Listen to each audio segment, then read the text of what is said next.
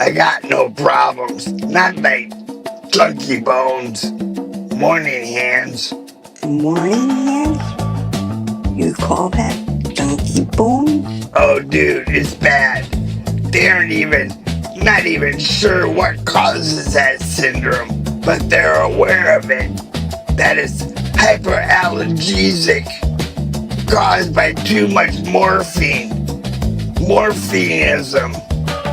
Hypoalgesic. Just tetanus fucking locking up? Everything hurts. Cramping? Has to do with the metabolites of opioids cause that. The metabolism of Metabolites. Stuff that your body breaks down into. Different stages. Sometimes it builds up, which your body has trouble getting rid of. that's completely toxified? I suppose they're not sure, but they were aware of this one. Yeah, right. I'm very lucky to be alive. Those fucking red devils, they should have killed me. Sodium Seconal, the F40s, the fucking 100 milligram ones, they're dangerous. Oh, It's like each pill is half a fifth of liquor. oh my god, dude. So you can imagine, you could just take a couple of pills. Gone. You're gone. Fucking gone. Fucking gone. Yeah, I stood up out of a chair one night. I took 2 of them. Over on your face? I stood up, realized my fucking brain disconnected from all of my muscles. This sucks, I'm thinking, as I watch the wall come up and meet my face. My nose slid down the wall, a blood streak from my nose going down. Oh. Then I fucking crawled into my bed, hit both shins on the fucking edge of my waterbed. Oh. Getting into my bed. Fucking waterbed shins. Laying there, my face and legs were In pain. Can't do anything about it. it's fucking bad, dude. The next day, all I had to do is just touch my nose. Oh, no more red devils. Dude, fucking red devils. Somebody named them right. No more of those fucking things. I'm done. 100 milligrams of what? Death? Sodium Seconal. Yeah, death. Such a sodium shit, dude. It's fucking dangerous. Especially dangerous mixed with alcohol. Right. You wake up dead. Totally wake up in the morgue.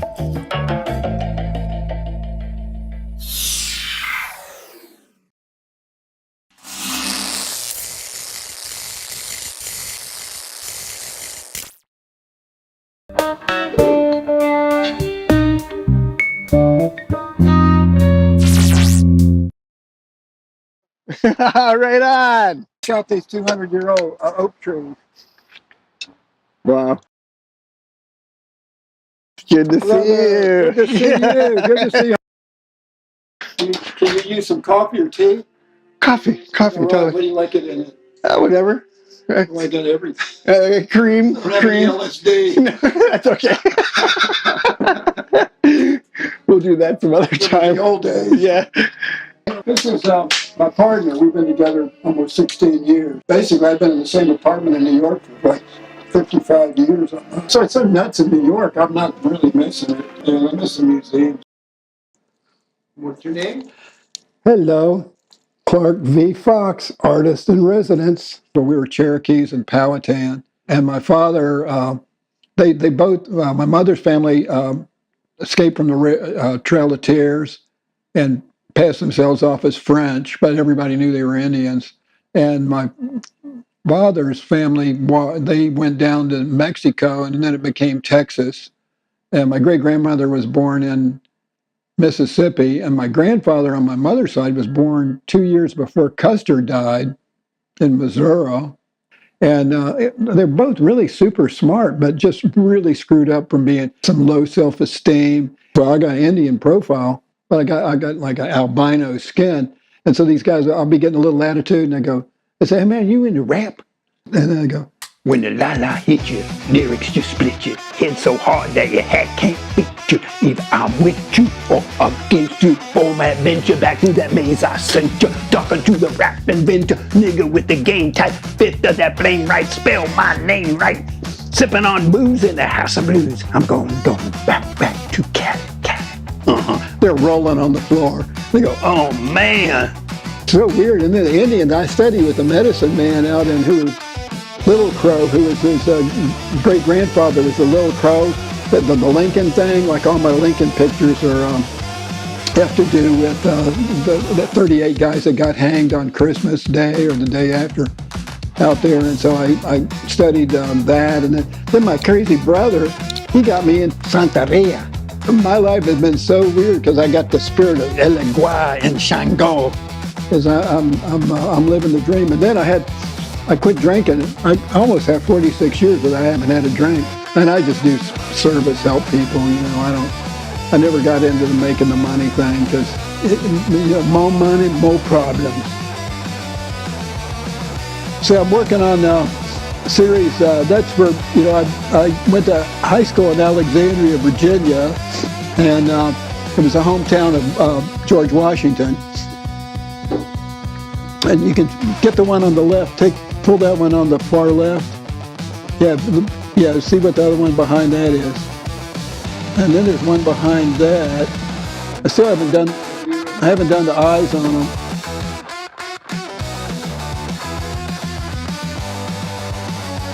I just hand paint them. Well, no, those are actually what I've been working with the same silkscreen printer since 1982. If you hold $1 up to that, it's different. I drew that. That was it's a silkscreen, but it's really my drawing.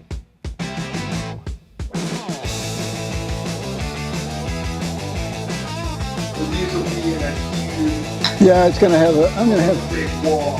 Yeah, but I also do. I started out as abstract.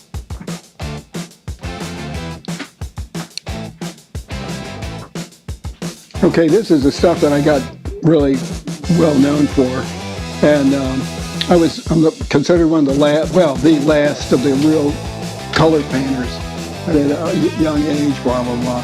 And I ended up I painted for a couple of these dudes, and one of them, they had this conceptual guy wanted to do this thing where they were going to kill the Washington Color School. So they were trying to get these students to paint. This guy, Gene Davis, did these stripe painting. So anyway, they couldn't do it, so they called me, so I come in. So I painted 9 days. I painted 50 stripe paintings, exact duplicates, 6 feet by 6 feet. I think they said 6 or 7 of them were in famous museums like the Whitney and stuff like that. I got $300. They were selling for like $40,000, and so it's kind of wild. It's like, so they were all screwballs, and I was like, I'm kind of pissed by the end of the project. And so 40 years later, I got 2 cards from the Whitney Museum that were like a lifetime memberships. So I finally get my payday. And so anyway, I ended up with the stripes. I was doing that. This is a silk screen, but I did the paint. I did about 200, suddenly it went down, and so I switched over. When I show you the book, my different style.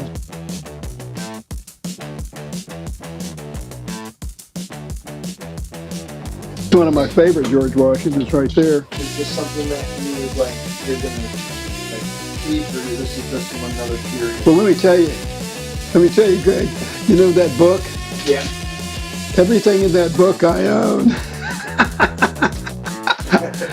I hung out with Roy Lichtenstein, the pop artist, a little. Yeah. And I said, "What do you have any regrets?" And he said, "I should have kept my best stuff." Right. And So are you going to be selling that now? well, I wish one guy would buy them and do a museum. But I think what I'm going to have is in between these is going to be abstracts. So I want to hang them all in a row. Like, yeah, and it'll have abstracts in between. See, here's one that's got the face painted. You know, some of them they have completely all like little dots on them. This one I actually did a wash over it. So you don't do that to everything? Yeah, everything is like whatever you kind of feel like, you know, like it's just letting the, you know, being on top. This is the lair Here's El Studio. of studio. Well, And like here's here, $100,000. oh yeah, yeah. I just say that the people that are going to dig my work, they haven't even been born yet. See, I work on everything all the. Right. Now, see, here's these abstracts. Here's the Kennedy. I did. You're calling? No, here's the abstracts. Now, this was where I was at the White House a month before Kennedy got blown away, and so I always got he was like right there and I was right here. So I was always like for 50 years I wondered who killed Kennedy. And you know, it comes out as Johnson and a couple of agencies and stuff.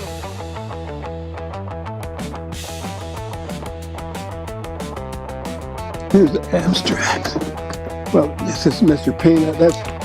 I got sort of political because I use Mr. Peanut as kind of like the Mad Hatter on Alice in Wonderland. So Kennedy was the last president to wear a top hat at inauguration. So let's check this out. These are small ones, like there's a lot of the big ones are up in New York. Right. Now I got to show you something that I just found on the internet last night by accident. You got to check this out. We're talking Inca. Oh yeah, I got a whole bunch of them. How long ago before you even knew what that was? This is the first time.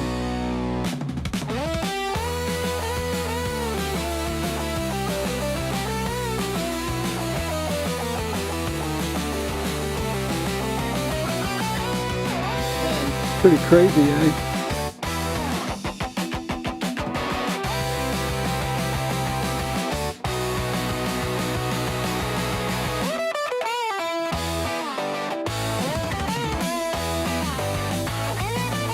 How many shows are you getting ready for?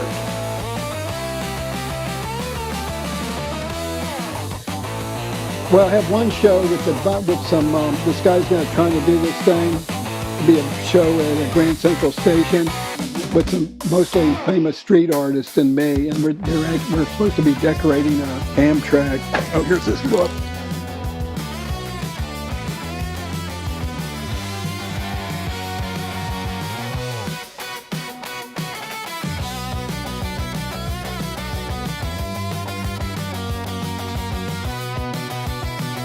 This is a 270-page book. I'll give you a copy of this. Since George Washington was from D.C., down to D.C., I've done all these, it's sort of a bizarre obsession. A lot of these paintings, they all have stories. Like that was I ran into this woman whose husband was the ambassador to Belgrade, Yugoslavia. And this painting was hanging in their embassy. And she said, we stood in front of this painting and drank champagne on July 4th, 1976. To take off on the paint, it's a Cadillac. That's great. Yeah, I got all these wild stories. I was helping this one alcoholic guy, and then I went back to, he fell off the wagon, and he went back to London, and he kind of gave me this car. this billionaire museum person called me up and said, "Hey, Clark, did you paint a car?" And I go, "Yeah, sure. What do I do?" She said, "Well, find the car and we'll buy it and then you paint it." So I guess the street value on that at 84, $7,000 or $8,000. And I sold the painting for I sold the car for like 45,000. I didn't even have to paint it, hand paint it. It's like, just like NASCAR things. But it's done. It's totally professional. And here's what I wanted to show you. For the 50 small ones that I did. Right. I didn't show all 50 of them, But those were the ones you cranked out. yeah, those are the ones that took me months to paint. I love it. Yeah.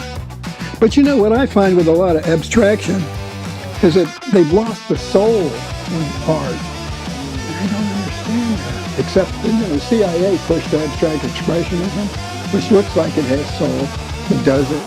I don't know. I mean, and so then they built this whole thing. They must have spent a couple $100,000 on doing this show. Wow. And none of these got sold or gave money to you? I own all of this stuff. You own all it still? Yeah. And you're looking at having somebody just drop it. Well, I wish there is a gallery outside of D.C., a museum. They could afford it, but they're all into the stock market. 300 oranges. This is where I did my meditations. I painted these. And now they're like all the backgrounds are kind of every style of art known to man. Here's the Lincoln, 38 Lincolns. It's kind of wild. And Lincoln was, I really almost think that it's almost like the Charlie Kirk thing. I think the British knocked off Lincoln. Here's George Bush. That was before the Trade Center fell down. And I did the portrait from a photograph of him on the front page of the New York Times. And then one of the shows I was in, they said, "Can you paint Obama?" Oh, okay. So I painted Obama. And then there's my medicine man guy right there. See, then I did these. These are my shrines. They're like kind of two-sided. You can hang them. Here's the one. There's me. This is I'm really what do they call it? Autodactyl. I taught myself how to do art. The guards at the National Gallery voted me as the only person that could really do Rembrandt. So I can actually paint that. So here's that's the one I did the 50 paintings. And this one, that was hanging in the Washington Post. You can see it in the movie All the President's Men, in the most climatic scene of that film. Just kind of wild. That's a lithograph. And this is my early, when I went from the abstracts. That's where I got the Mondrian kind of thing going, but I kind of... Why windows? Well, it's partly voyeur, sort of a voyeur thing. Of course, you don't see anything. But, you got to have some mystery. I got into a show. I illustrated a book for the Smithsonian. I was doing abstracts like this, and that painting's now hanging in the Whitney. So I did these. These are my... but this was like kind of flashbacks from previous life type stuff. I could have been in the most famous movie that Andy Warhol made, Chelsea Girls, but I had this girlfriend that worked for Andy. In 1966, I saw the Velvet Underground at the Dome. He was madly in love with me. Well, he was madly in love with anybody with a pair of pants on. His whole scene was a bunch of gay speed freaks. And I was at this party that he had, and I had a couple of drinks, and somebody said, "They want to calm me down," so they gave me some pill, and I thought I was short. I said, if I make it through tonight, I'll never do anything unless it's prescription drugs. And that's saying Andy Warhol saved my life. So anyway, she said, "Andy, he's so wild about you. But he wouldn't like you to be in a movie, but would you like take off your clothes and jump in bed with some people? And I was like, I'm from Texas. I don't quite roll that way, thank you.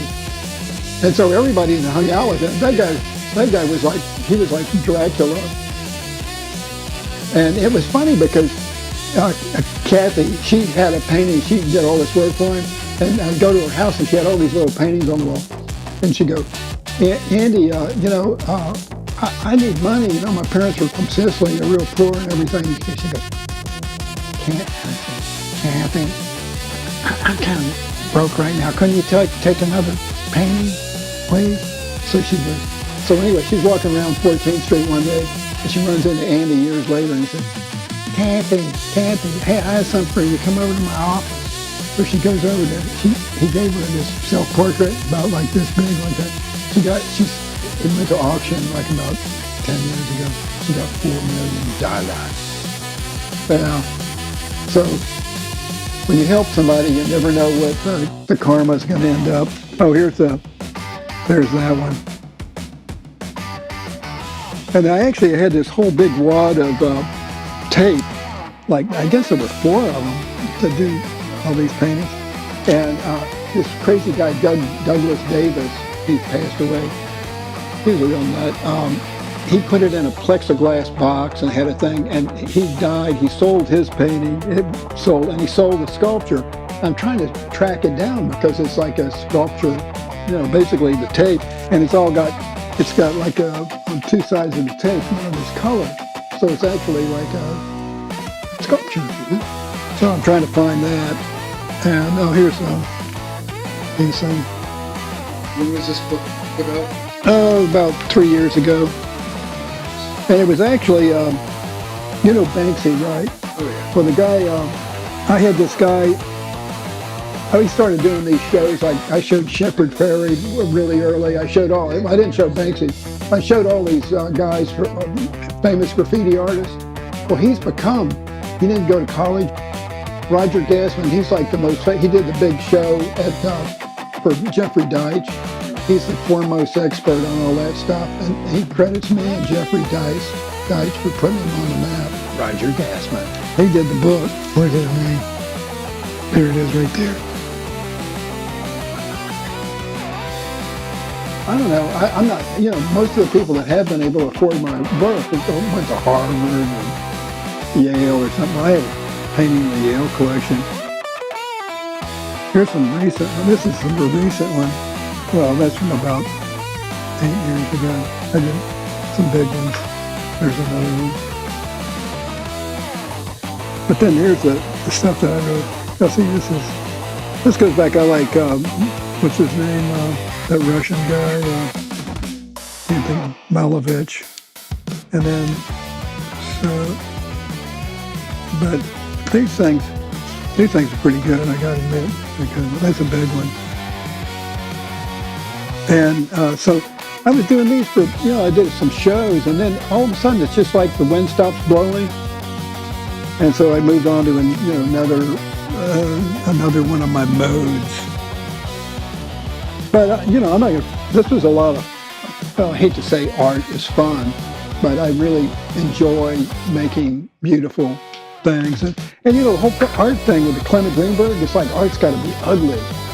And most of it is pretty, foul. They say now it's coming back, like with Jeff Koons. Greenberg said it was all figurative art was kitsch. And then, but Koons is just totally kitsch. He's just taking tchotchkes and blowing them up. Well, it's nice that some artists are making as much money as quarterbacks in the NFL. Oh, this one, that's the thing. That one's in the Metric collection. Made $100,000 for an art organization, which I did for free. There's 100 of those floating around. And the artists are really right. Yeah. And it's almost like we've lost our path. That all they can think about now is war, is how to settle anything. And the reservations, all they can do is wait for their welfare check. They're living on welfare. They are being treated much better than the people in Gaza. It's really sad. So then how I got into this was that, you know, the French actually backed France went broke helping George Washington, and then they got the French Revolution. And George Washington was a revolutionary, and I think revolution, Americans should have built on the revolution. This one was, this one ended up, I'm on the cover, it's in the books laying around here somewhere. I'm really on the cover of this, the history of Washington art from 1900. George Washington, his name was Kanatokoros, and his father, he's junior, and it means the land taker, the village taker. He was buying up everything he could get his hands on. He was probably the richest president in the United States, is what they say. Let's see, some of these I can get they're really wild.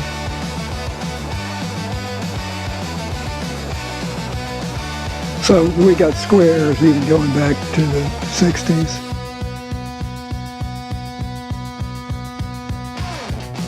There's a sort of a Liechtenstein-esque.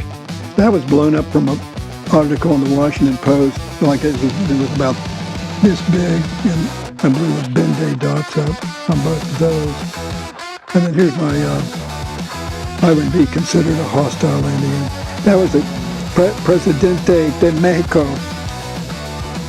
Juarez. He didn't even learn Spanish till he was like 20. And then that's, what's his name, White Cloud. And there's a Vietnam War paint. That's from the 70s. That's from the mid-70s. Yeah, I'm kind of an anti-war person. This is a real beauty. That was a hang around the Fort Indian, which was the last gold dollar coin. And then that's like a Cheyenne. That's outside of the Fort Indian. Oh, and here's the cheat. Here's a lot of the stuff with him. That's Geronimo. Before, after. That's a pretty recent painting. He got drunk and fell off his horse. That's a Cherokee chief from the 1700s. That's you know, what happened is I went to this seance, and it was in a pitch black room, and I get this message from this guy called the Running Fox. And so when the thing came up, it was over.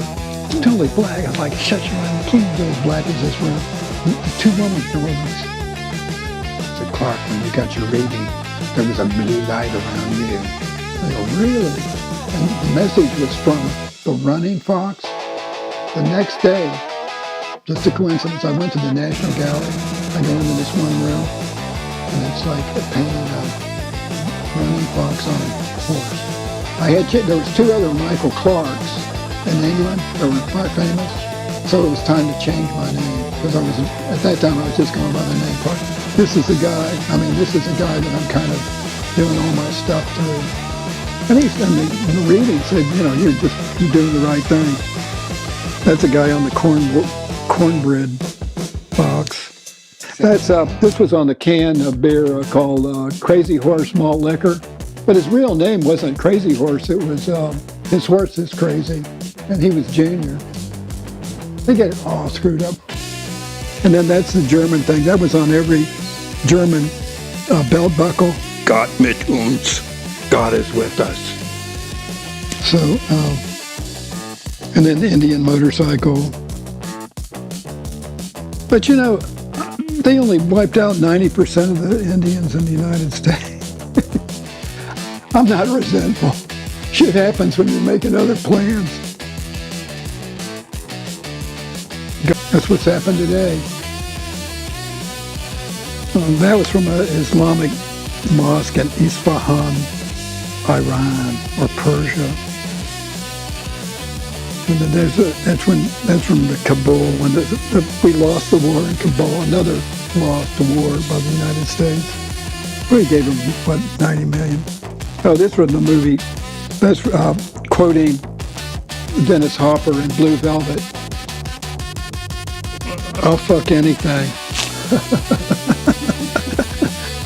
Which Dennis Hopper did. Empire.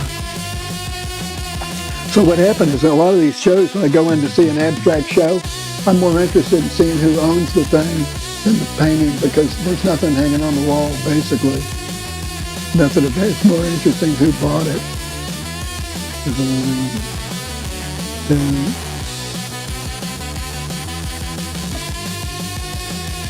Yeah, who would Jesus bomb? That's a good question, isn't it? Those are all the guys that got shot. That I painted before the Trade Center came down, and now it's kind of looking a little fishy. This guy was basically pretty left-wing. Got McKinley. He got shot, killed. Went to the World's Fair and got shot by an anarchist. And this was me in Shepherd Ferry.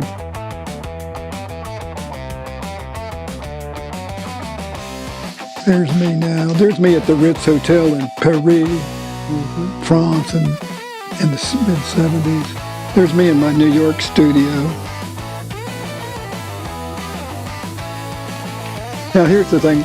Here's where I got the first bag of oranges in Los Angeles.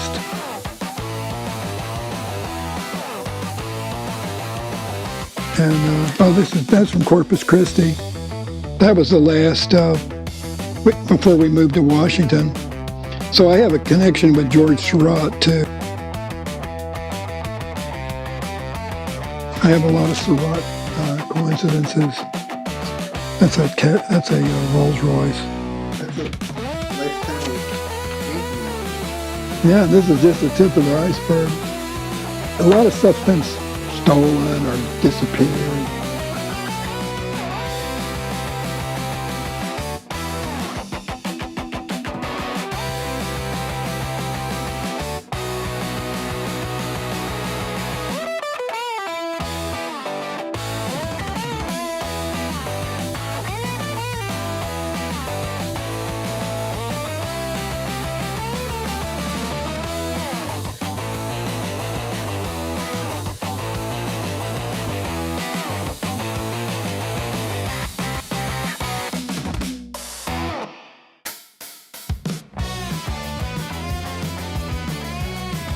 Did you ever meet the John guy that had the painting? The owner? Yeah, John. Yeah, I've had him before. John Pope. You know, he was.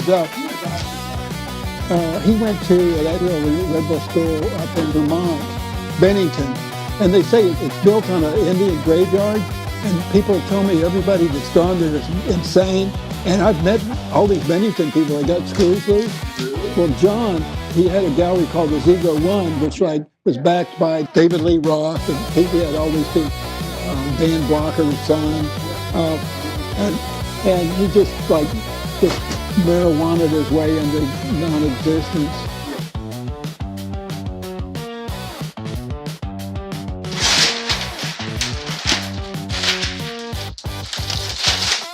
Hey, wow, Suzanne. Oh my God.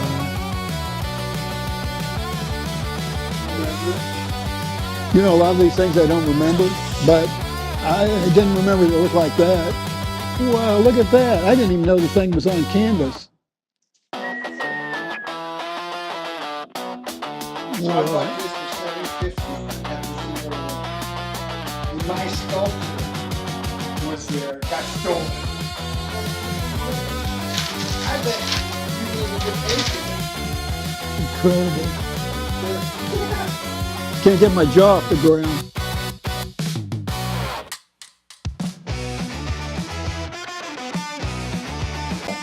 Because I've had a lot of people that are really scholars. If they come to my place, they're like,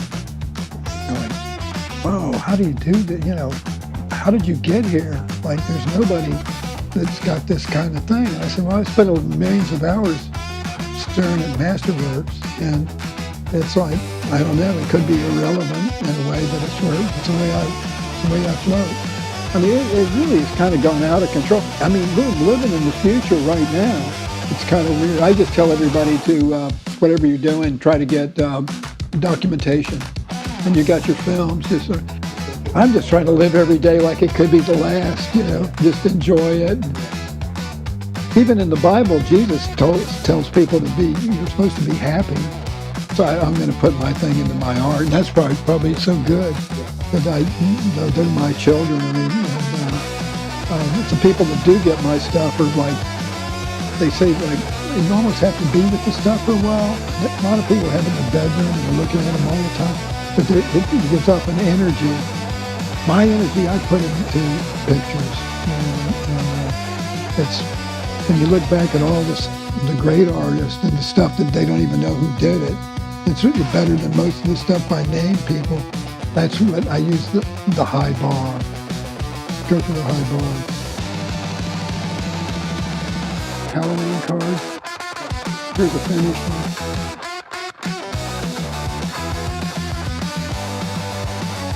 Well, I have so many of these. These are what I call my paper dolls. I can either send you one or give you one now. Okay, I'll make it. Here's another catalog. So bizarre what somebody takes when they do a take on you, See, I did a bunch of see the portraits of those women? Yeah. That's a whole nother thing. That's a whole other... Yeah, I thought I was going to be a portrait painter.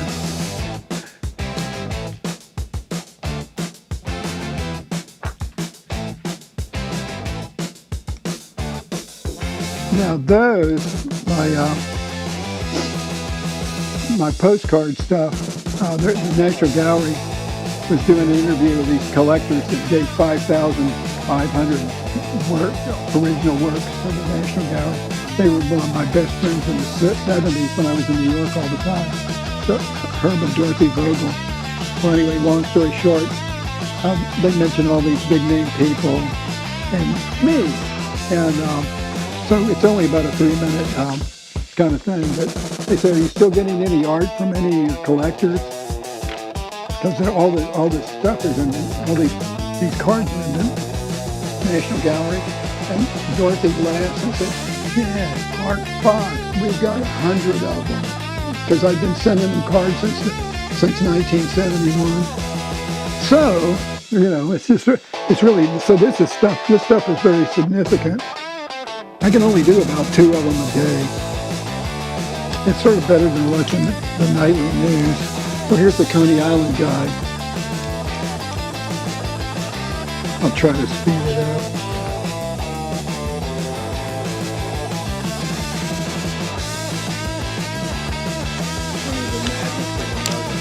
I know.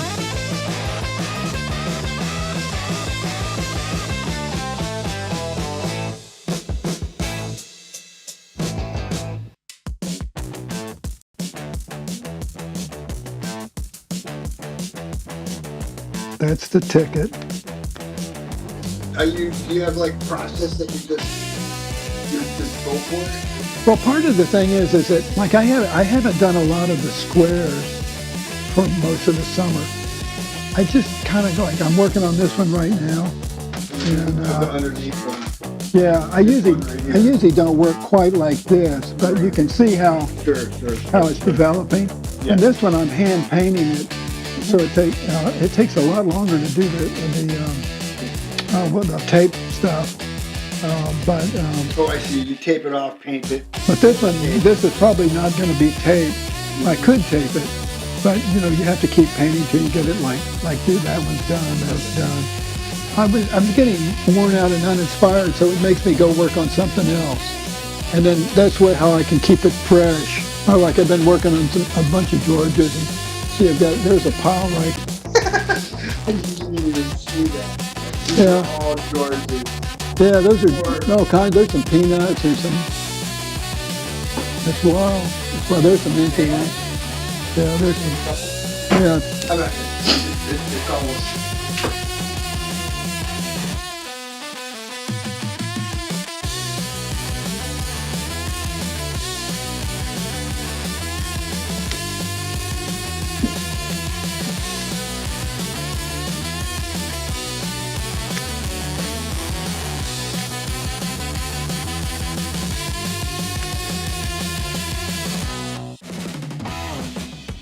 they're everywhere. Yeah, I kind of feel, in a funny way, I'm sort of, it gets a little crazy.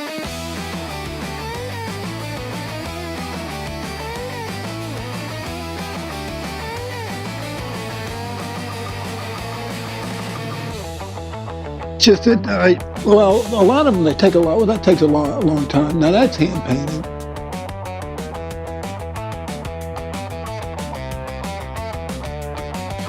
And then I got to paint in the eyes. I paint in, I can put the blue in the eyes. Now that one has all like a little yellow and red dots on it.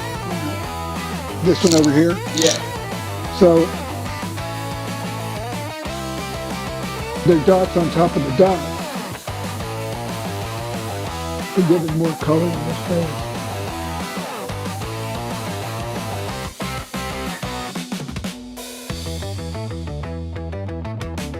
Took me 24 hours to paint one. But I get a lot, I used to just live for the openings and talking to people.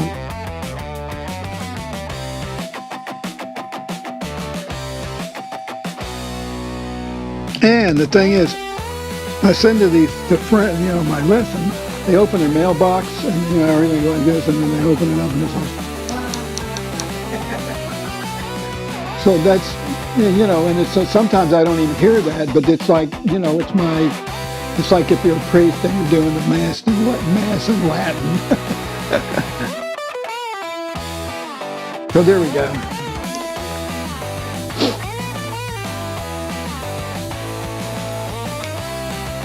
And then for these, let's see if I can find my roll of tape.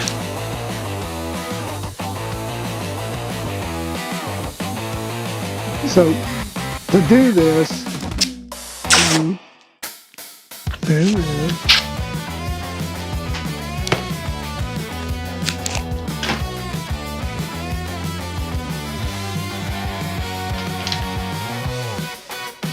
Sort of like forms of surrealism where you're not thinking, you're just doing. That will work.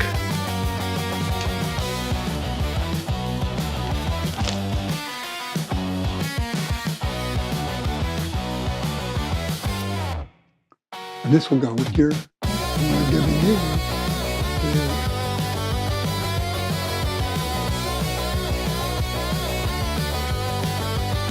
So there we go, we finished one. What would you tell your younger self? I could have gone to Yale. Famous artists wanted me, you're the man, come up to Yale and paint for me. Al Hill. And I was into Mao Zedong. And so it was like, no, I'm out working the field, the rice paddies. So if I wanted to have a family, a station wagon, and a crummy babysitting job as an art teacher in a university, you could have gone to Yale. So it makes you just wonder, you know, kind of say, wow, it's just so great having you here doing this thing. Yeah. Well, I really appreciate you taking me in and talking to me about your art and what you've done, and it's really special. Oh, thank you. Oh my, what a well way to meet too. Well, I'm so glad to have that painting back. I mean, I don't know how to explain what it is about that particular painting. I don't have anything that major else left. Oh, here we go.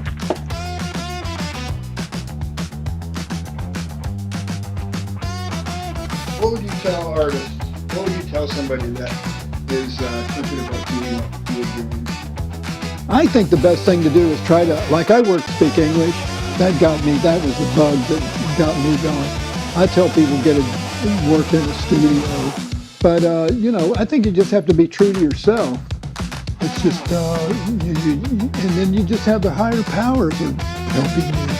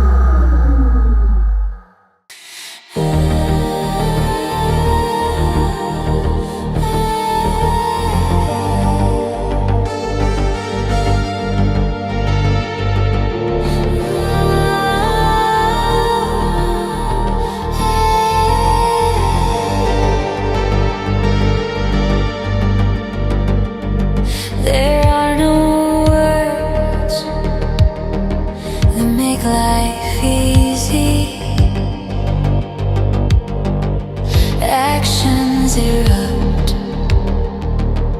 Paths are set, we follow our hearts, looking for the gold in the chest of life, telling each other this is real, not knowing for sure, letting go of the silver lining, living in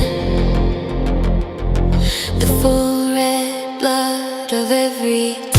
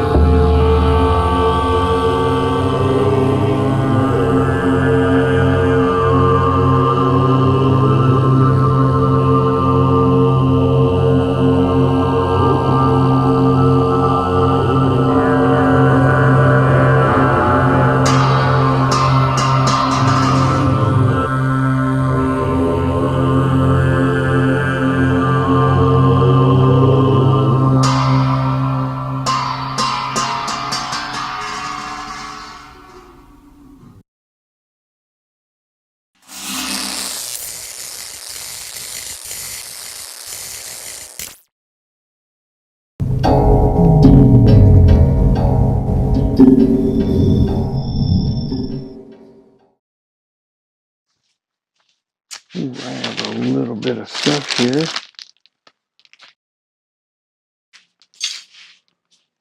Sure. All right.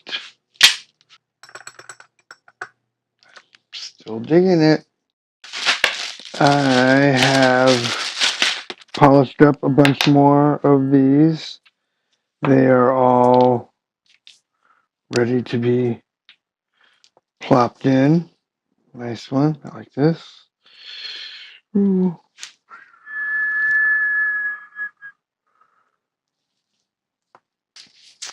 I made a little drip going off of there. Polish that up. Doesn't look like I did all that many, but I totally did.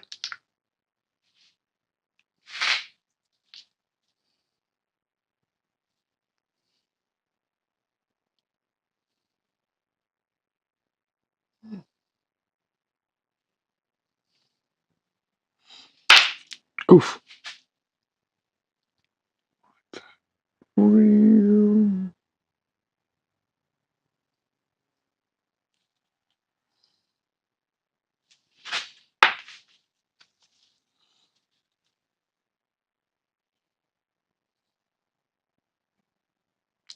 Can you see me? All right. So I'll pair these up. That goes there. I'm getting ready to do this. Weld that. I think I'm going to get this going. I'm going to put some time. Get that set up. I'm going to weld that up to make the whirly point 2. There we go.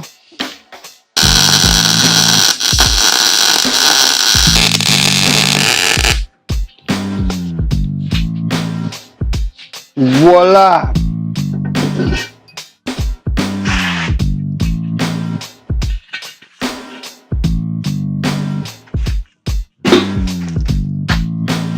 Alright. That's gluing. I'll sand this up a little bit as it goes. And cut this one up, cut that one up a little bit more. And then 2 wood, 2 acrylic. Sweet delete. Go up. Alright.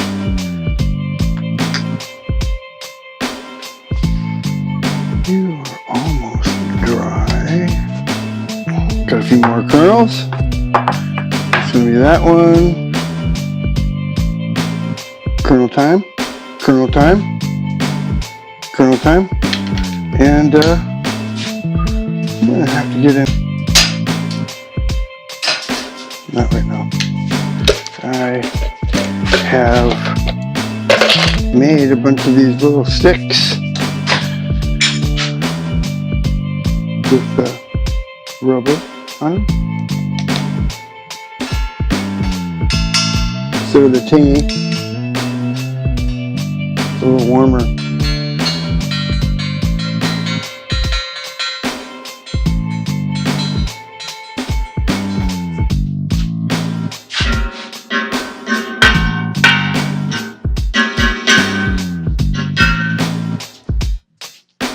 It's pretty metal.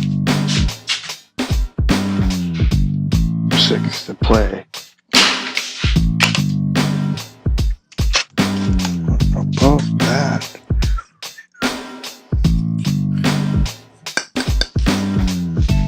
I'm gonna go make that into something like that.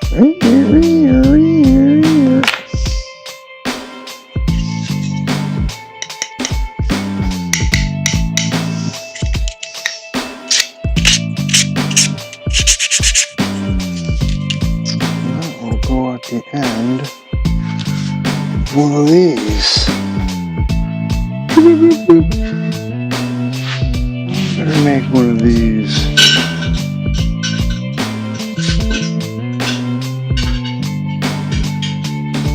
This one's a little tight. I'm gonna make some loose ones. I'm gonna make them loose. That's tempered steel, regular steel. I'm going to kind of go into the copper mode copper.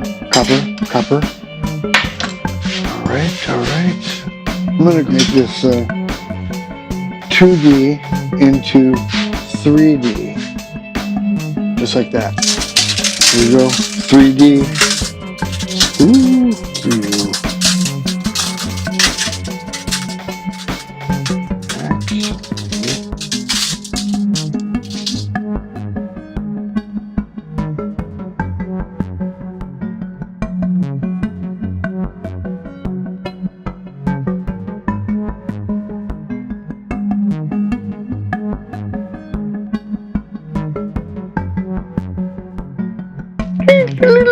Twist it, right? Twist it, twist it.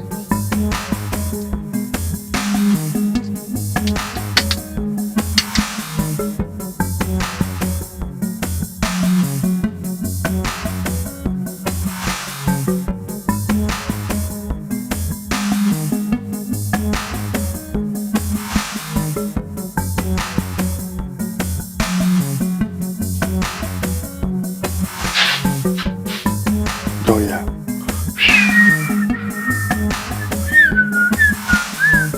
It's gonna have to be tuned to when it's on there. So that was 12.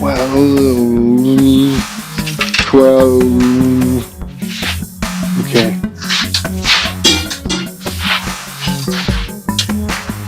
Oh yeah, you'll have these all will have kernels on them.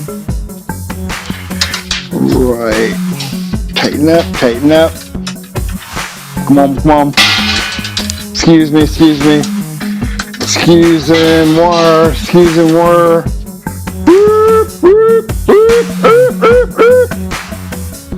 What the heck just happened? It did a reverse.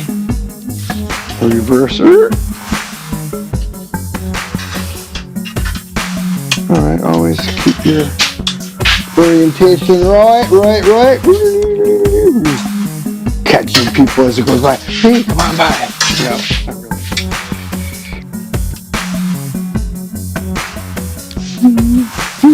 3D. Yep. Don't come back on yourself. Just deal. All right.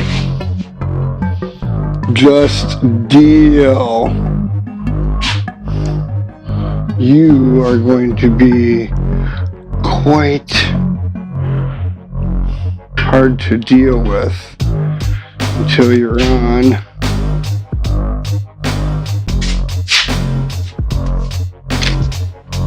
Technically, it's going to be like that. Going to be coming out and taunting people to touch it. Go for it.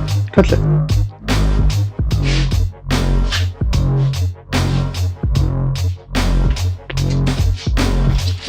Sounds a little diff. They're all different.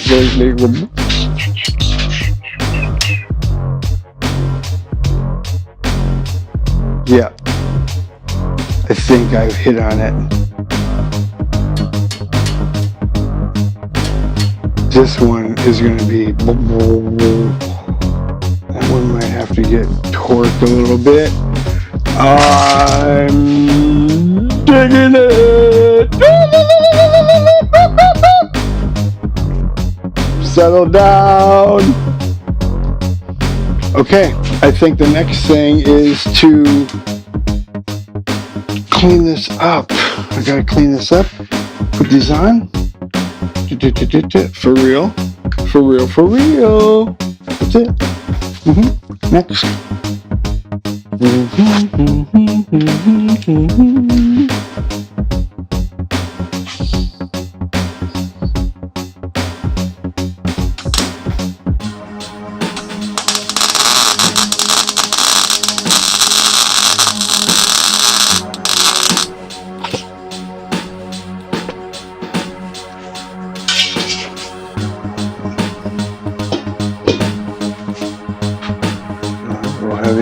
A little heavy on that side.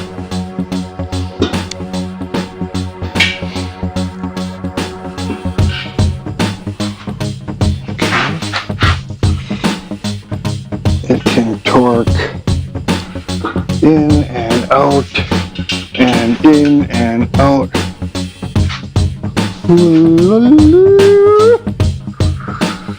Like it.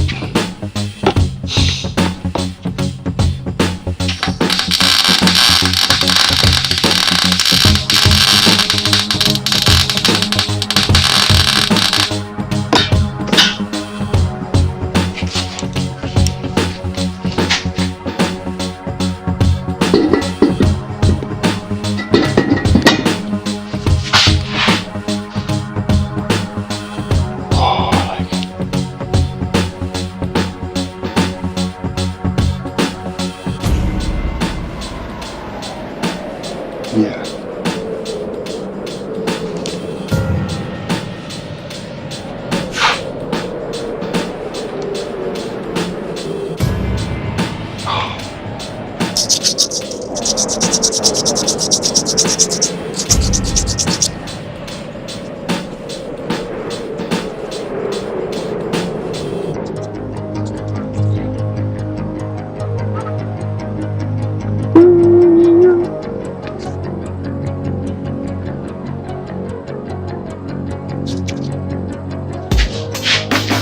Alright, just got done with this. My new kernel should go along with other kernels. There. Yep. That's the next step. Put on all the kernels. So I'm kerneling, kerneling,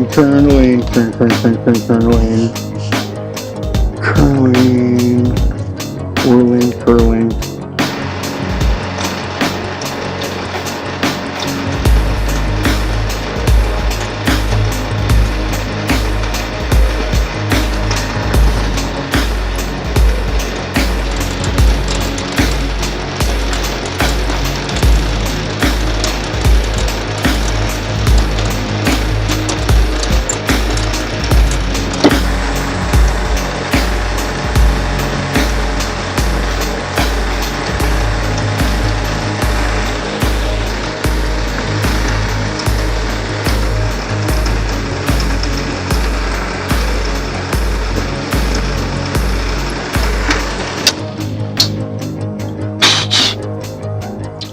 Yeah.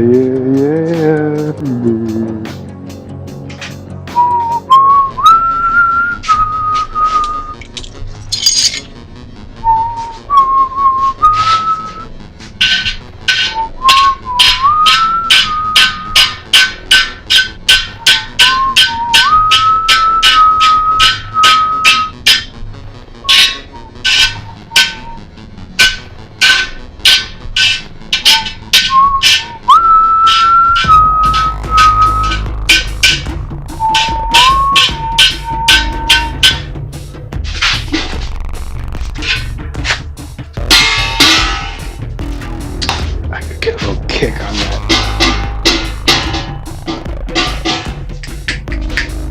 That'd be kind of cool.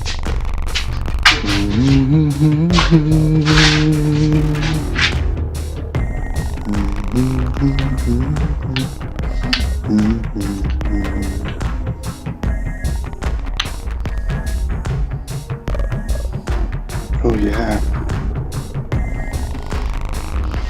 Everybody on secure for a second. Boom, boom, boom, boom, boom. See where the balance goes.